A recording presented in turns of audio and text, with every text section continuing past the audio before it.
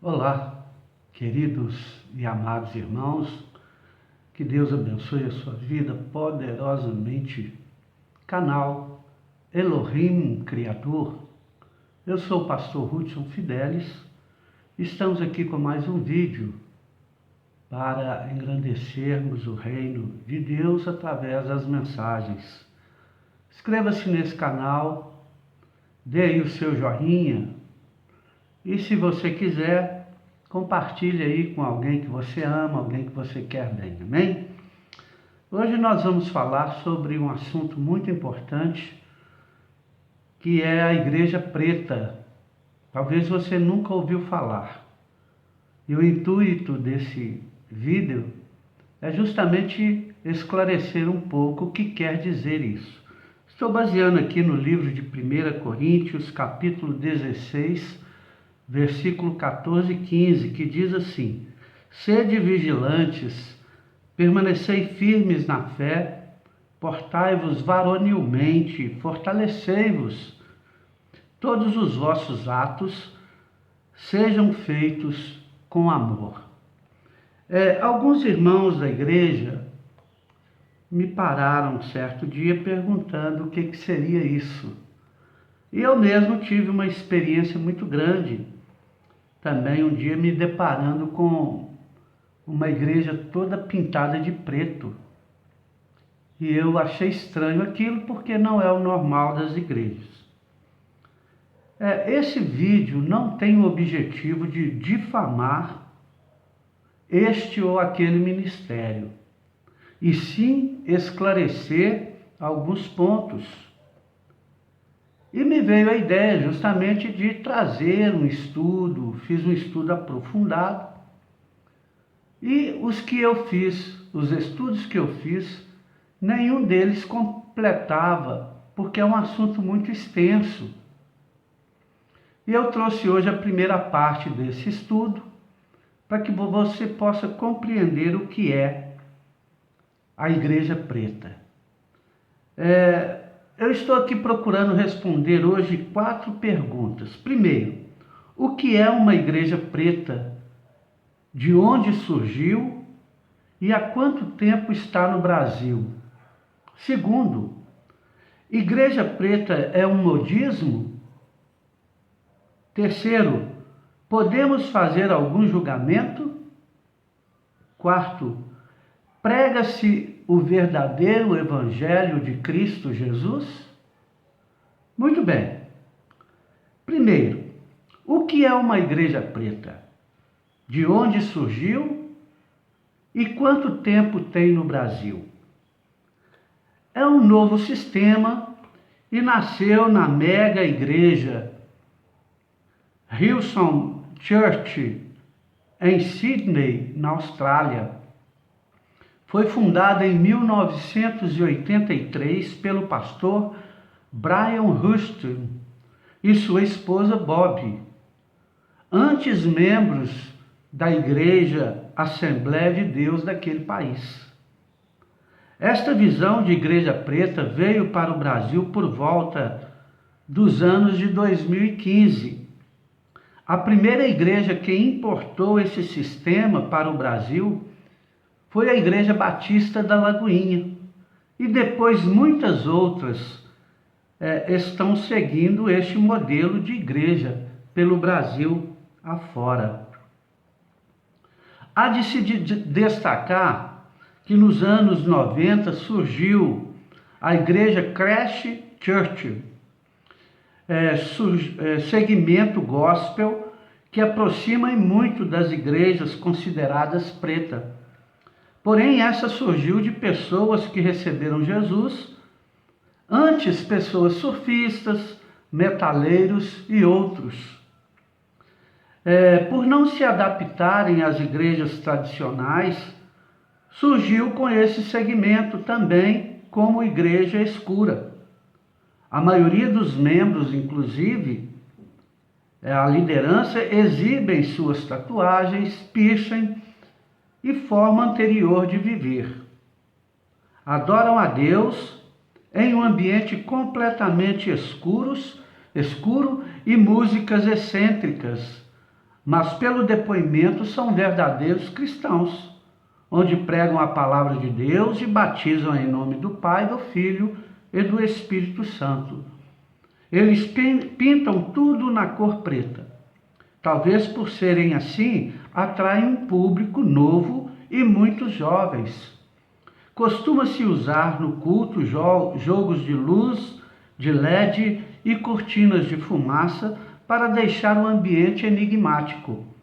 É claro que, para quem não está acostumado com isso, é um choque, mas é assim que funciona. Segundo, a igreja preta é um modismo?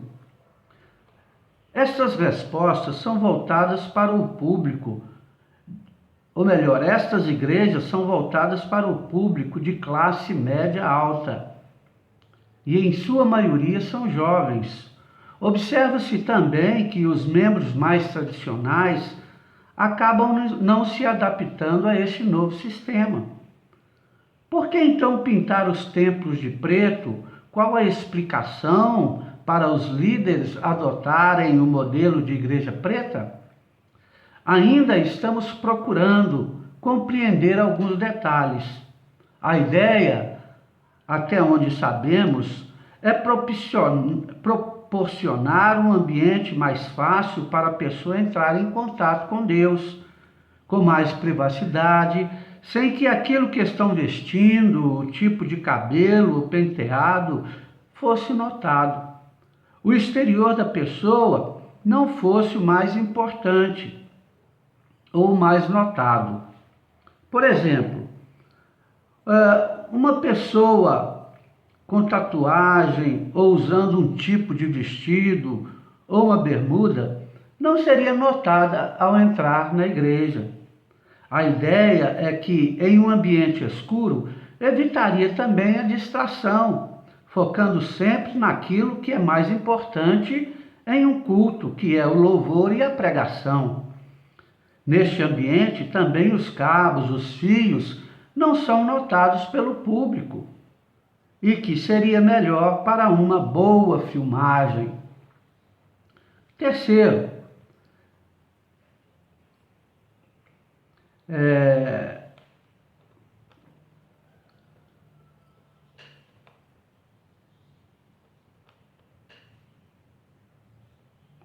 podemos fazer algum julgamento? Não é a pretensão desse estudo. Mesmo sendo um assunto estranho, devemos sempre tomar o caminho da oração e do bom senso. Entretanto, alguns líderes evangélicos não têm a mesma opinião. Dizem que faz parte de um evangelho de entretenimento e não bíblico, e que em mais de 2000 anos da Igreja de Cristo, os templos de adoração sempre foram bem iluminados, com pinturas coloridas, flores, cortinas variadas e muita luz, um ambiente totalmente diferente daquilo que se vê no templo escuro. Os críticos desse sistema de igreja dizem que introduzidos alguns cânticos que não têm teologia bíblica, letras sem coerência com as mensagens da Bíblia. Não se pode esquecer que algumas músicas de hoje são chamadas de cânticos antropocêntricos, pois exaltam mais ao homem do que a Deus, sem falar de alguns líderes que estão introduzindo músicas mundanas dentro do ambiente de adoração. 4. Prega-se o verdadeiro Evangelho de Cristo?